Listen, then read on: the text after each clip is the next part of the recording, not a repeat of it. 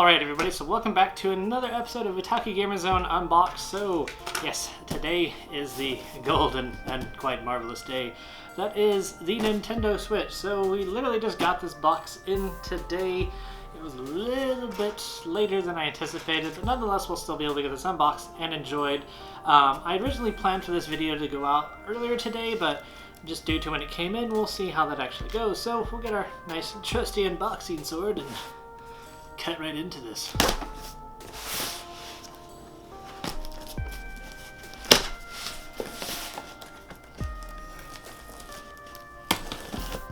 So, for those of you that have asked in the comments, which has been like one or two people, I don't know what this, where you can buy this. My friend did get this from me, for me in Little Tokyo in downtown Los Angeles. So I'm pretty sure any novelty shop in an Asian town market will probably sell these. So there's that. So box is open. We're gonna pop it open and take a look. So first off on the bat, we're just gonna set this box down aside real quick. First up on the bat is the Splatoon 2 carrying case, or Gamer Deluxe travel case. So it is a bit of a hard shell design. So it has a slot, it has a padded interior and room for some Switch and micro SD cards, and it comes, like per all their other cases, has a little themed zipper. Won't be able to open this because it is cable tied right now, but I'll be able to get that done. Actually, we'll just snip it right now.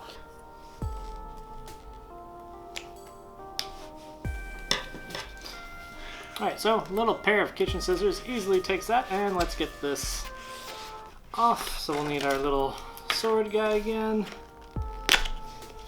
And this bundle was purchased through Gamestop's in-store order system.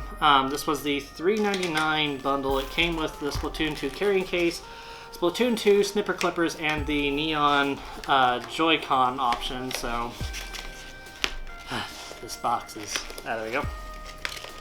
So got that done. Should come out like so. And voila, so nice little carrying case design, nice little handle, so let's open it up. And there you have it. So inside you're good with a nice styrofoam insert for top and bottom, a nice microfiber felt lining. You have a little handy zipper here, so that's gonna be a nice little storage area. It's got some tag stuff in there, so close that. And a little Velcro holds it together.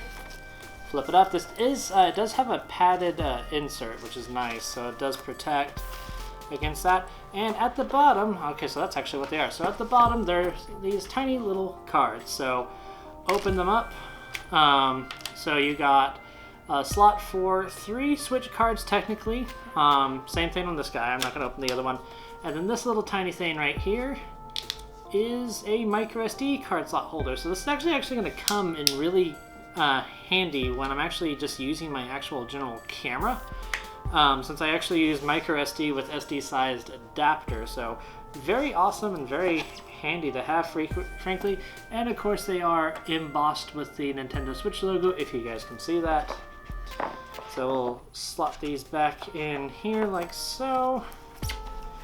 Set that aside. I also have two other items to show that I did purchase separately. One was actually gifted to me. So inside the box we of course also again have a physical box copy of Splatoon 2, so as you guys have seen with that. And before I get onto the main unit, I think that's pretty much it. Yep. So I have Splatoon 2, and then I also have the Legend of Zelda Breath of the Wild. So very awesome, very fun. From what I've heard, this will probably be the second Zelda game that I've actually probably will complete and beat behind Wind Waker. And then of course, as per what I've heard with the Nintendo dock situation, I picked up a screen protector. This one is by Hori.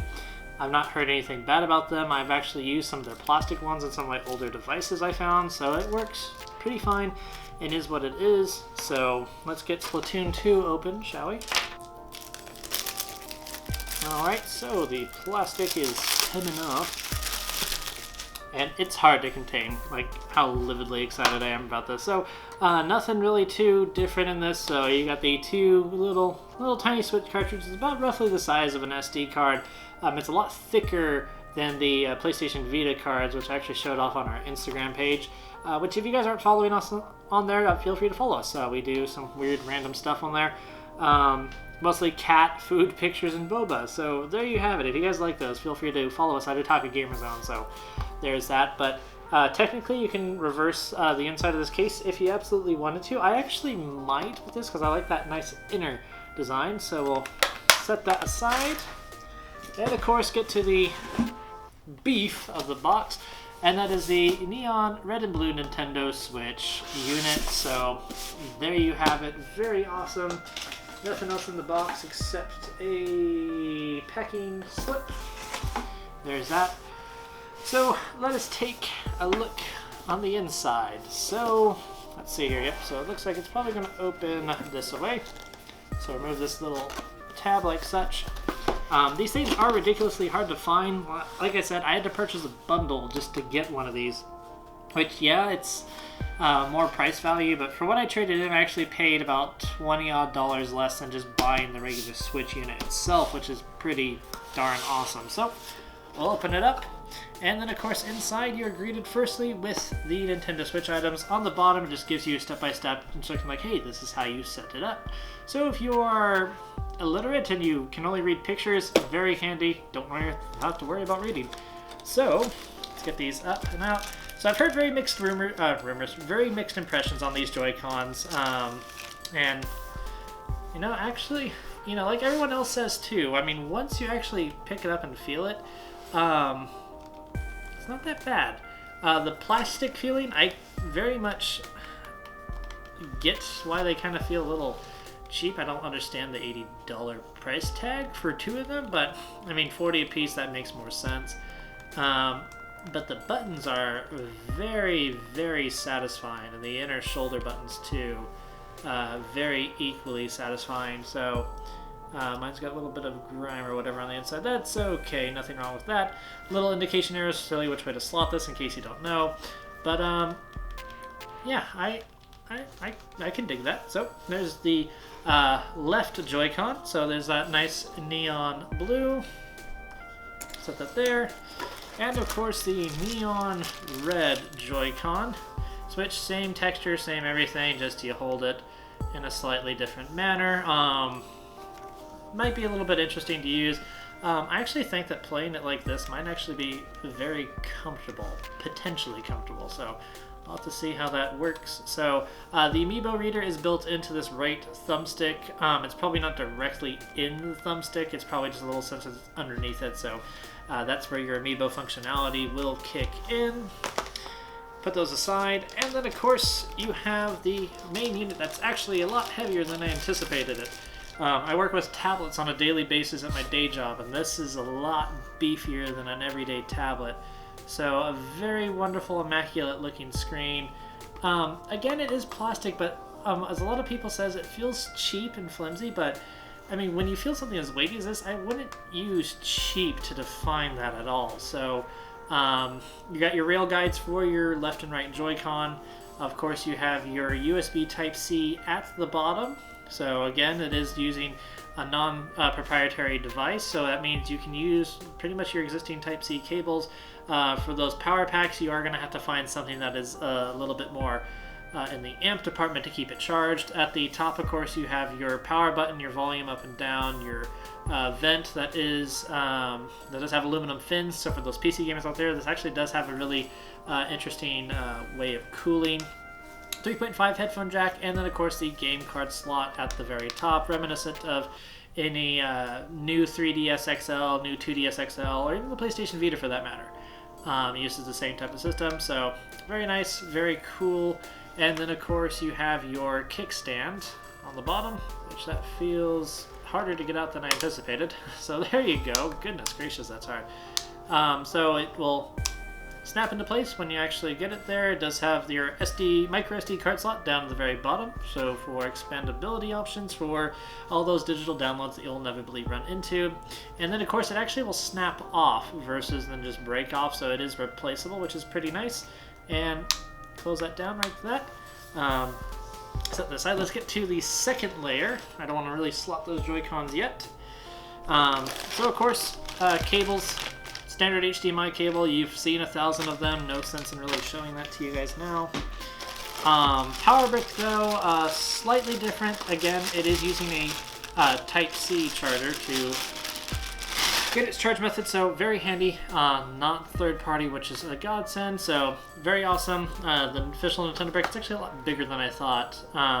So yeah, for those of you that want to know, a 15 volt output at 2.6 amps at highest, and then at lowest a 5 volt output, which is about 1.5 amps. So for those of you that want to know that, for your external battery charges, you're going to want to get something that can output a pretty decent amount of amperage. So there you go, nice long cable, so should come in quite handy.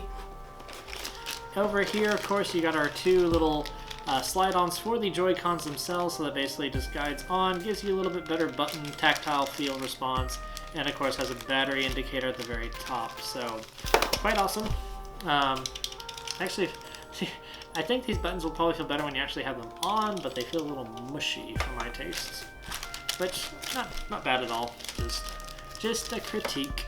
So set those aside, and then you have a more kind of traditional, if you don't want to use the Joy-Cons separately, you have that kind of traditional controller feel, which is actually a lot bigger than I actually thought it would be. So all you have to do is just slide these on, and rumor has it that every time you lock it in place, you can actually hear that chime, that kind of, whenever you start that Nintendo Switch, that quintessential click that you kind of hear in the trailer. So let's give that a listen. Yeah. It's very satisfying. It's very Nintendo. I mean, those rumors are right. You guys can hear it, right? So with those on, everybody complained. I mean, a few YouTubers that I've been watching that have been talking about this, one of them, like Beat 'em Ups, even said it's not as bad as what people make it out to be.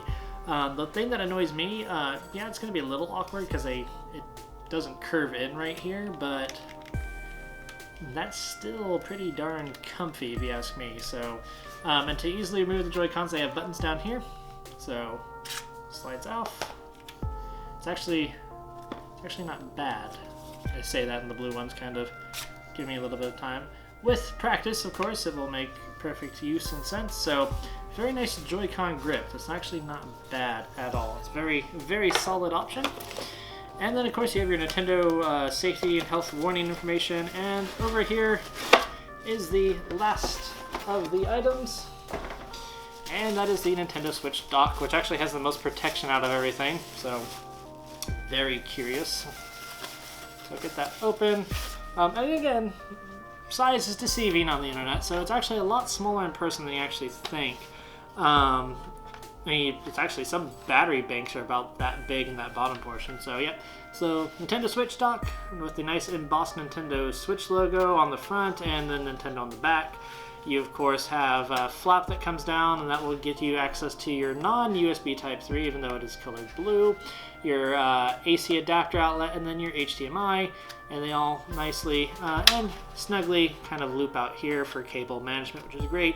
And then your little alignment for your Nintendo Switch dock. So essentially speaking, you'll go in and slide it and slot it. So, and the last bit of stuff, that's pretty much it. So all that's left now is to lick some Switch cartridges.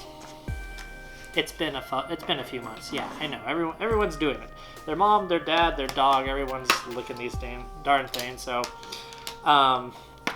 my sister's already licked them, so it's going to be quite interesting to see my reaction. So I got a nice cup of coffee behind me. It's bitter and slightly sweet. So we're going to do 2. And Troy, buddy old pal, if you're watching, that means you get to do 4 of them. So, bottoms up. Okay, it starts very subtle and quickly works its way up. It's actually a familiar taste. Some have actually had really bad gag reflexes to this, and it's actually not as bad as I thought it would be. I think I was kind of just like prepping myself for something a lot worse. Do it again. It's kind of got like a tasty sort of feel to it, but there's like a food item that I'm forgetting. Like, it like won't really, it's like a really subtle like start, and then it's like kind of like habaneros or maybe like some peppers, like they'll start like perfectly fine, then like it just gets roaring hot. This, it feels like your tongue is like getting like slightly tickled, but it's actually not bad at all. I mean, it's not a good taste by any means, but wash that down with some coffee, so there you go. So yeah, ladies and gentlemen, that is pretty much it. So one last time, so we can hear those lovely Nintendo clicks, we'll slot them in the Switch system. That sounds so satisfying to do. It won't ever tire of hearing that. So let's get that kicked out and set up like so. So thank you guys for watching. This has been Costas, and if you guys would like to see more content, feel free to hit us up on YouTube. Don't forget to like and subscribe and hit that notification bell. We do post every Tuesday and intermittently on the weekends on Sunday. So hopefully you guys will see a random bit of content there. So we'll be doing some more videos on the Switch. I'll be doing impressions of both Legend of Zelda Breath of the Wild and of Splatoon 2. I do have, of course, snipper clippers digitally on here, so I will also be giving impressions of that. I'm also going to be waiting to do some impressions of the actual unit itself and whether or not I fully like it, because it is still very much a launch console. It's only been 4 or 5 months since it has launched in March, so it remains to be seen how well it's actually going to do. So this has been Costas with the Otaku Gamer Zone, and I'll catch you guys all in the next one. Take care, everybody.